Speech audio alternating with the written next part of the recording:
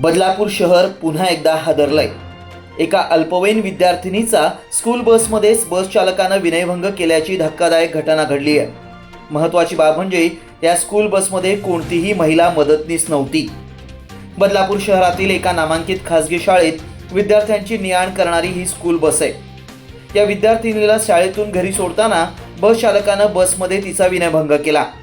यानंतर पीडित विद्यार्थिनीनं आपल्या पालकांना घडलेला प्रकार सांगितला। त्यानंतर पालकांनी थेट बदलापूर पश्चिम पोलीस स्थानकात धाव घेत या प्रकरणी तक्रार दाखल केली।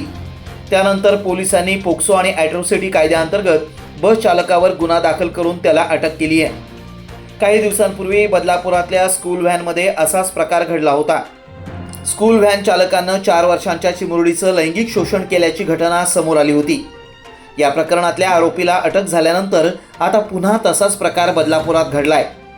महत्त्वाचं म्हणजे कालच राज्य महिला आयोगाच्या अध्यक्षा रुपाली चाकणकर यांनी बदलापूरचा दौरा करत शाळांच्या सुरक्षेबाबत आढावा घेतला होता।